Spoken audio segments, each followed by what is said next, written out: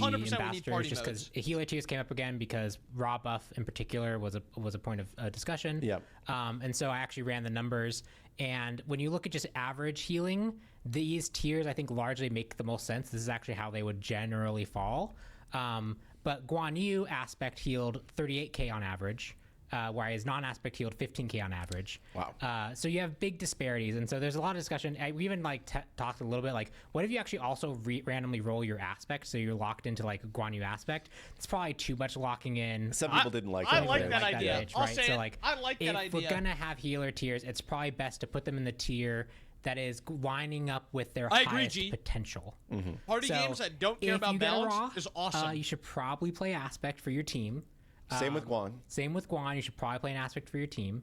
Because that's That's just why the, that that's new just league the, game mode is so the awesome. most sane Playing like a adjustment for Scion with assault healer 50,000 tiers health that we because you had. rolled Yeah. everything perfectly And is I saw such a somebody W. saying about the Baron change. I don't know if they liked it or not liked it, but one of the reasons I saw the conversation is it is a lot more conditional, right? You have to hit Yeah. the two. You can't just like Yeah, hang back with I your team 100% and agree. heal them up to full. Yeah, and You if will you, not if you catch look me at the disagree with actual that, average G. healing, Baron Not ends up at all. being lower. Like Umoja was way higher in her tier based off her healing potential. So Cool. Moving on. Quick play joust. We are decreasing the respawn times just slightly here. Yeah. Tell us what this means. yeah, essentially this is just a quick play joust. There's a mode that's meant to be a lot faster paced. The respawn times are getting a little bit long there, so we just want to make sure that those are tempered down. So just you'll respawn more quickly. Your maximum will end up being a little bit lower, just so you can get back into the fray and fight some more. Awesome. Talisman of Purification. Fixed an issue where the caster could not benefit from CC immunity if you were temporarily untargetable. For example, falling from Giannis portal. Oh, that's yeah, interesting. This actually did a big AoE That's check. an interesting and bug. If you were the caster of Talisman of Purification, it just wouldn't but they're target you. buffing Cowl. That's It weird. just seemed weird. Yeah, it's a little weird. fixed. Wait, it looks like We are buffing Leather Cowl and Hunter's Cowl. Oh Leather my Cowl will be goodness. 50 gold less. Hunter's Cowl will have 10 strength more. Yeah, our goal right now for this and Sharpshooters next is Death's Toll is definitely the dominant Hunter As it starter. should be. We think there's room for the other ones to compete more directly. Leather was more behind than Sharpshooter, so it got double buff on Really? both space. I feel like and Sharpshooter is upgrade. still the worst. And the extra 50 gold means that you can sneak an extra potion in there, which is definitely good utility. But yeah, just to make them more competitive with Death's Toll and Death's Toll's upgrade. That's interesting. And I think that like the increased basic attack power on the Sharpshooter arrows definitely potentially strong. Yeah. So interesting to see how that turns out. We are nerfing Dagger of Frenzy. This That's a is an tiny item that Dagger of Frenzy nerf. kind of swings between buff and nerf as the patches go. Yeah. Because it can be really good or it can be not purchased. And it seems like it's one or the other. Yeah, and we think right now the case that's breaking it the most is actually the you rush it immediately. And because that just attack speed is so good out the gate, you get a lot of value out of it for it being a first item. We scale the damage that active provides, so we're also going to scale the attack speed now. And that makes sense. It's like you get good. It's a good attack speed item early, Yeah. but it's going to scale to its maximum potential over the course of the game. Yep. Makes total sense. I have Erebus. I have not seen this much in my games. I feel like whenever somebody buys it in a dev playtest, it does a lot, but I don't see it much in live. Yeah, Has it's that just- kind of been... Yeah, not super popular, and its overall performance hasn't been great. So we think that this is just going to help its utility out, make it so that you can utilize this effect more often. And Polynomicon, we are nerfing it by adding a cooldown. Yes, you What can what have you done to my jungle Athena build? It's going to have. I think we're still figuring out what the cooldown value is. So 2 You can seconds. see that's our 2 seconds. That's the please fill in this number. Yes. Of the doc. The goal is just to make it actually have a cooldown. Its effect is a lot stronger than Hydra's Lament. Yeah. It is contributing to a lot of like. There's some mages that are basically kind of outbowling the rest of the pool just because they happen to be polybot, better poly yeah. users. And so making a cooldown just kind of evens it out across the board. We can even potentially make it more powerful again now in regards to its actual proc strength because Yeah. you're not able to chain as like Merlin a whole bunch of Or cool 4 abilities back turrets? to Wait, back that's to back to funny. get a whole bunch of poly procs. Very cool. Soul, fix her disapparate, where towers would continue to shoot her while she was immune. Yeah, this can actually be used to tank towers for an abnormally long amount of time. And in Smite 1, they just don't target her because she has disappeared from the battlefield. She actually like doesn't even heal in the fountain when she is in the... She can't buy in the fountain, I think, also because she's actually not touching the fountain volume. Interesting. Like, she's like really out She's of like the place. gone. Yeah. Okay. So we're just kind of going to match that And behavior. would the would the tower shots like stack up waiting to hit her, or would they would just disappear? I think they're just hit immune. Okay, interesting. So they just disappear. Yeah, that's pretty good then. Aladdin buff. Do you want to pull up your other image? Yeah, while we do? let's pull out the go other. back to us for a second while I switch to that. Yeah, Baker did get his treat. Okay. So, I believe this is the one. To reiterate the goals of, and also this will be some. We'll talk about a few things here, but just to reiterate the goals of the Aladdin change. One was his ranked performance was too good, especially at the very, very, very, very top tier play. The second thing was his overall casual performance as the character was really, really, really low. He had some of the lowest pick rates. He had some of the lowest win rates. You can see like in some cases he's even getting sub 40, and that's like this is like all casual modes combined. Like on that day he actually was like sub 40% win rate, which is really bad. Really bad. Yeah. That's atrocious. That's a crazy win rate. 38%. So we wanted to get him to a place where his overall ranked performance and casual performance were closer to each other. And also just make him more approachable that people could actually pick him up and see some reasonable amount of success. Yeah. So that green line is patch day. That's the day we made our changes. Yes. And you can see that after that in casuals, we have a pretty reliable, steady jump. Again, you can see based off all the previous days, this varies wildly. And this is why sometimes we have to wait a while to see the data. When we say we're waiting to see the data, we can have a random day where the character just spikes up 4%. And so it's the same thing with like new players or player retention. Like you can have one day where it's like, wow, everybody stuck around today. I don't know why. It's just random, you know. Yeah, there's just random fluctuation. So this isn't even as much data as I'd like to be super confirming things. Yeah, it's just for everything. But you can see that generally, some of the best days he's had in the last month, this is about a month away of time, have been in just this week alone. His overall play count has gone up this week alone. Yeah, quite a bit. In ranked, his play count has gone up this week alone, and his performance in ranked has become a lot more steady and even over the course of the time. And one thing that I haven't done here, which is filter out just for top ranked, Smite Brain actually does a really good job of this. You can go look at that now. Aladdin went from being like a 60% win rate character to something like 52 in that one. Which is closer to where you'd want to be. And that's actually interesting. Seems like Smite Brain is interesting because I think they're pulling from Tracker GG. Really and so when they ask for like an Obsidian plus like rating, that's not a match that had all Obsidians plus in it. It is that player played, and that player could play against people who are slightly lower than that. And so that actually has a bias towards being like win rates are escalated for characters that are overperforming. Like Bellona, I think on there has like a 60% win rate right now, but that's for that specific tier player. And those characters tend to be spiked up. Bellona's probably closer to like 52, 53 over the course of like the whole game average. These charts basically mean really that casuals players have had better success with Aladdin and ranked players have had less success with Aladdin. Pretty successful. More people are trying out Aladdin. More people are being successful with Aladdin.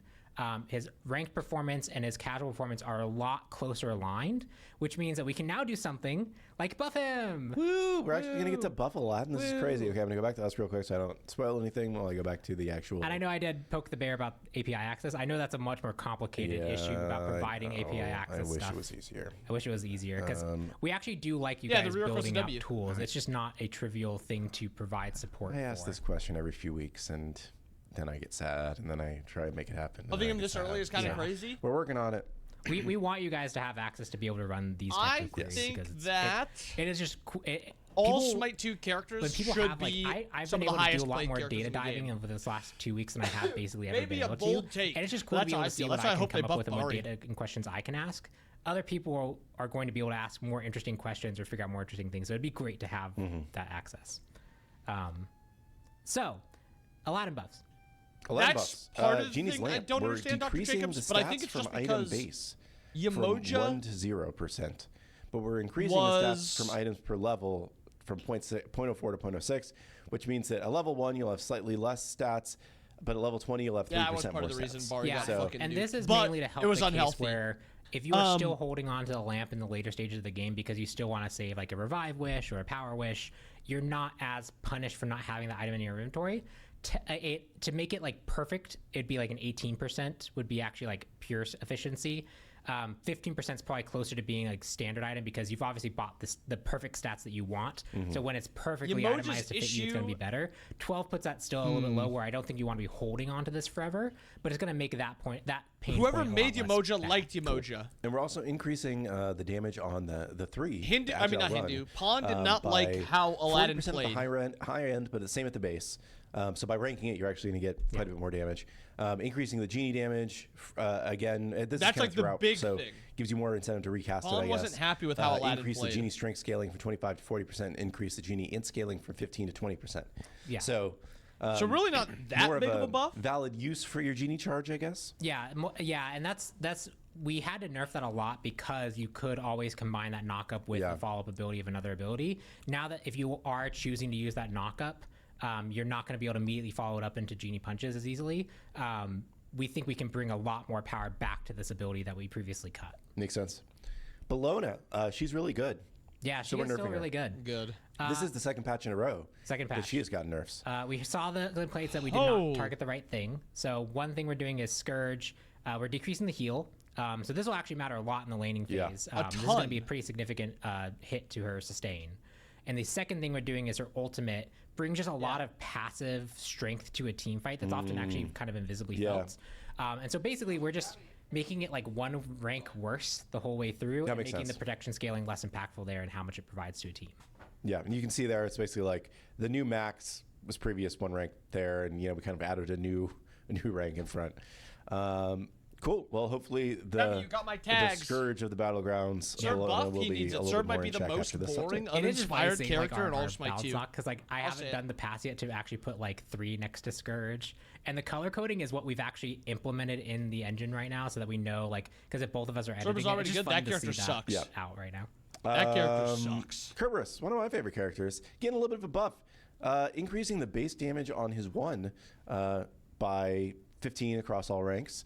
And on his This part 3, is the worst part to this the character. health of the souls that you spawn, removing the soul health The regen, souls are and decreasing unkillable. the cooldown of the 3. Unless so you're more using base an damage is ability just going on to be them. generically good. The soul health means that I believe what this is going to do is make it easier for you to kill. Yeah. It's not actually changing the heal value. It's just changing your ability to kill them. Yeah.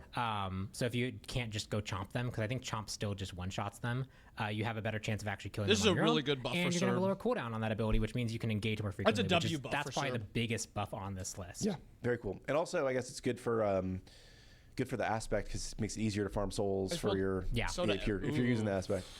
Daji, still good. Don't love to hear I that. understand. Yes. We're going to be nerfing her, and the passive is getting decreased strength scaling from 7% to 5%. The horrible burns, her 1 is getting decreased bonus damage scaling from 3% to 2%. And her aspect, the 1 will get decreased lifesteal from 20 to 15%. The 1,000 cuts, her 2, will get increased cooldown from 11 to 7, staying at 11 throughout. Yep. And her trickster spirit, her 3, will give you decreased attack speed, scaling from instead of scaling from 30 to 50, it will now scale from 20 to 40. broken. Does that, Clumsy, since you're here, I actually don't know. Does that mean that that doesn't hit the breakpoint anymore? Which I think that's a pretty substantial nerf, right? The attack speed. But yeah, basically, I would assume, yeah. Daji base version, pretty good, not crazy. So small nerf there. Aspect definitely much better. So we're doing a lot more of our focus on the aspect adjustments. Cool. Iset, also still good and getting more nerfs. Her passive will have decreased bonus damage scaling. Dude, they're from not hitting the 10% to correct part of this 7.5%. character. Her Dispel Magic 3 will have increased cooldown. It was 14 seconds flat. Now it will be 16 seconds, scaling down to 14 seconds. And her Aspect Wind Gust will have some amount of decreased base heal. Yes. Number TBD. Number sick. I'm not TBD, sure. but that's the goal we're going for. Is her base performance is still too good. Aspect is still definitely better. So the first nerfs hit both of them, and then one additional aspect nerf to make sure that the aspect is also hit a little extra hard. Awesome. Hades. We are buffing him, which is fun to see. It's been a while. He is getting increased base health, increased health per level. Dude, and his look level at this 20 health base will health. basically be an extra 200 free health now. Yes. And Death from Below, his 1, he's getting increased And intelligence his 1, scaling this on isn't from 75% massive to for 85%. like just Talk us playing through it. Hades. Yeah, so But we want him ult to with be Hades more is solid broken. or solidly in the I'm a bruiser mage, tanky mage style of play, and the base stats do just not support that style of play. So we want to make sure that that's first and foremost. He's a character that needs to go in, be in the middle of things. Yeah. His ult literally requires it, right? Yeah. So we wanted to just stand there going, whoa. And these are the types of adjustments that are going to be quite noticeable overall, especially as you get later on in the game, but won't impact his early game too much because he can become a really Hades quick is already good. tear. This buff doesn't make a ton of sense. And then Death from Below, if you are going the more high-risk mage burst style play, we want to reward that more directly. There's probably a world where we look at Hades and look at an aspect for him where we focus a bit more maybe on like just separating out these playstyles some more. But until then, we want to try and support the they should make Hades a support aspect. Cool. Hun Batz, nerfing my boy. It's all right. I feel like him as a support makes more sense than like decrease the strength per stack from 3 plus 0.25 per level to but they probably 2 don't want plus 0.2 per level. Yeah, just the free stats he's getting ends up being quite a lot over the course of his kit, and so we just want to take that away and have him more focus on. They shouldn't even give him strength with the passive with aspect. It should be damage based off of your. It makes sense. Your I won't be able to do my full tank Hun Batz wreck lobbies anymore. Yeah. We're watching them literally use data. Jormungandr, he's getting a shift. We're decreasing his base in-hand power. Wait, who's the strongest god in the game? Yep. His passive will have decreased max health scaling from 8% to 6%. What is the max health scaling on his passive? So that is when you get you build up poison on them, and when it the free damage. It's that burst damage that occurs. Okay. And World Serpent, every enemy god hit with this ability provides a stacking protections buff. From 10 to 18 Omni Protection, stacking 4 times, lasting 6 seconds. Yep. And so Jormungandr is very much a lane bully right now. That seems to be where he's most successful. But we see that if that laning phase doesn't go quite as well, and even if it does go well, he just doesn't bring as much to the late game unless he's playing like pure damage. He doesn't feel like he's successfully able to play that kind of like tanky frontline, I'm just kind of in your face style of play. So we're taking down his ability, like his lane clear. We wanted to give him something so that, especially in the late game when you ult through a whole enemy team, you can come out of that with a pretty substantial protection buff that'll let you stay in the middle of the enemy team as well.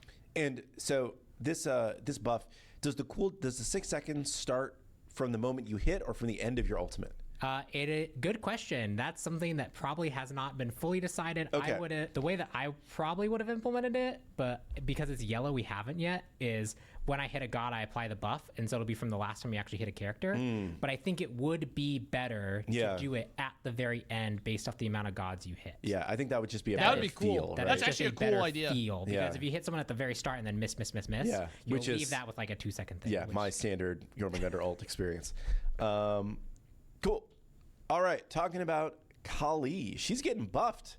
His character sucks in the past, so it's interesting to see her get a buff. Yeah, so I think it's worth saying Kali and Bari are probably like two characters that had a very similar path where they were just ranked monsters for so long. Yeah. And we had to nerf. And finally we nerfed them to a point where people went, oh wait, no, they're bad now. And then they fell off. They absolutely fell off a cliff. So we have realized that they are bad now. So Kali's getting a buff and Bari is getting a buff. Awesome. Bari was one of the lower win rate characters in the game in this most recent update.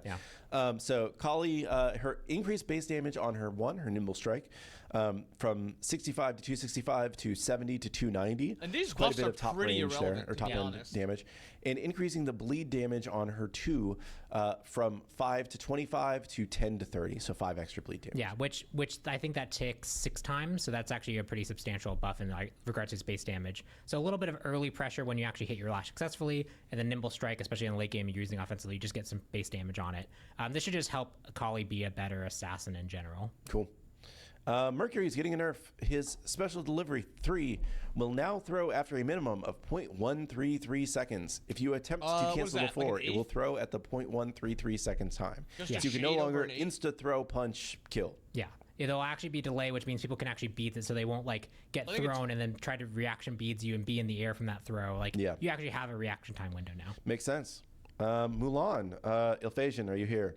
There is a fix/buff to Mulan. Her grapple. The projectile traveled too slowly. This was a parity issue with Smite 1.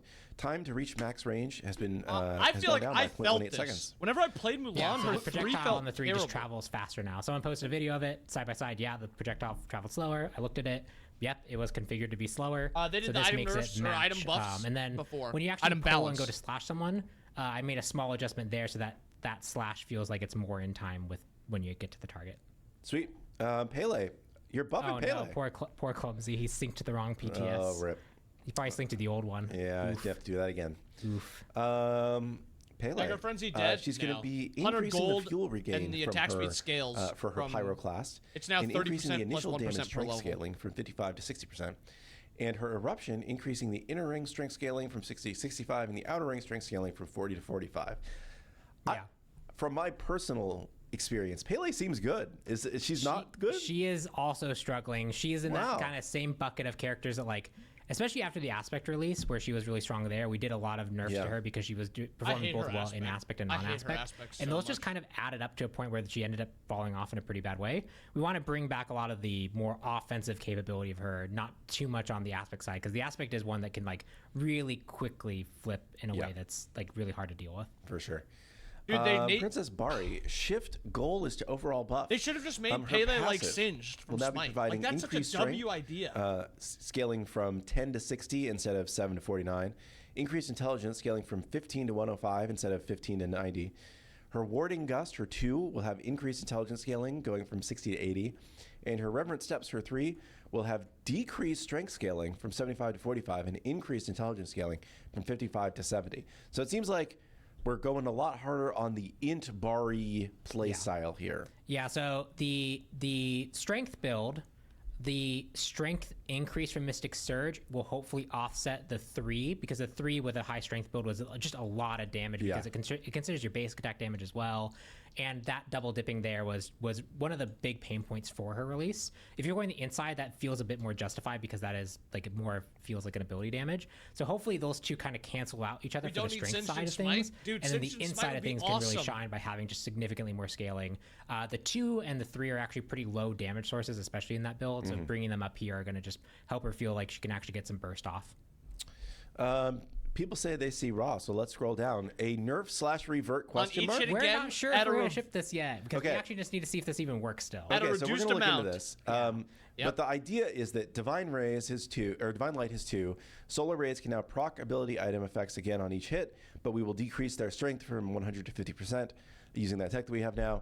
And then Solar Blessing, the 3, decreasing the heal from 10 to 46 to 10 to 38, but increasing the intelligence scaling per tick from 30 to 35. And that is the damage of the, like the heal doesn't have intelligence scaling. Okay, so just the damage. Okay. And so, yeah, we actually removed its ability to proc a whole bunch of item effects because it was having interactions with Shield of the Phoenix. In particular, that was a lot. And so now that we have the tech, I think it takes a bit of work. We have to do a little bit of refactoring. I was looking into this before I came on. But I believe we can support now bringing back the item procs, but using the Yorm style of it does reduce the proc rate. That's a huge nerf for raw. Or proc when this character was already so terrible. We can bring that style of play back and tune it the way that we need to. The duality of chat, the 2 posts next to each other are don't ship it and ship it. Yeah. So we'll see. And then ship it, but add and execute. Yeah, love it. Yeah, I don't know why Xbalanque nerfed yet again.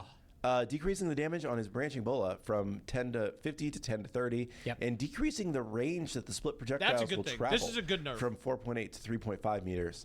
And on his ultimate, decreasing the attack speed from 20 to 52 to 20 to 40%, and decreasing the movement speed from 20 to 60 to 20 to 40. Yeah, he is still overperforming generally among the hunters. He's kind of like a solid step up from everyone else. His aspect has definitely fallen through quite a bit. We probably will want to look at that aspect at some point, but we know that like that has some frustrations with like the double poison darts being just kind of hard to deal with. But his base overall version of himself is really, really good still. So this should just tone him down and bring him more in line with the rest of the hunters. Sweet.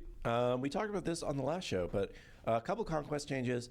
Base teleporters will now automatically cancel your teleport if the tower that you're teleporting to is being destroyed. Is this just don't put people in bad situations, or don't put people in bad situations? I think this also this is where the runic bomb changes or something else, but this is like it does feel weird to like be teleporting to tower and then you destroy it and then someone just kind of pops up there. So it just means that like you won't be in the middle of a fight and you won't get. It also means that they can't just immediately join a fight. Like if you kill the tower, you can see someone coming down and you kill the tower, they actually won't be able to get to that fight, which feels like it's good of a reward for. Yeah, I kind of like that. It does let you kind of counterplay that people are coming. I get that. Yeah. And then Pyromancer, we've removed the automatic structure damage when you kill Pyromancer. But now runic bombs can no longer be destroyed by basic attacks, and they bypass backdoor protections. Yeah, the goal with this change is we want objectives to feel good for having killed, but but like we also want the people who kill them to kind of have an understanding of what they're doing. So it's twofold. One is you kill Pyromancer. You already did the hard thing that we were rewarding you for. The Runic Bomb is like the kind of icing on the cake, so you can go take it and blow up a tower. When it gets destroyed immediately because 3 people happen to be auto-attacking in that direction, it just I told them that I think it's actually good that the bomb can't be destroyed, so this will just but make the reward feel more consistently. I think it should be unable to kill structures. I really need to get the login stuff from like the value of the bomb should be until you bomb a tower, it does a lot of damage. Apparently it's a puppy though, and then it reduces damage, and then you can kill it after the bomb weakens it. I don't like that the bomb can just like kill a tower. Brutal ads. Remember that old game, Brutal Legend? They can do like a third of the health of the Phoenix.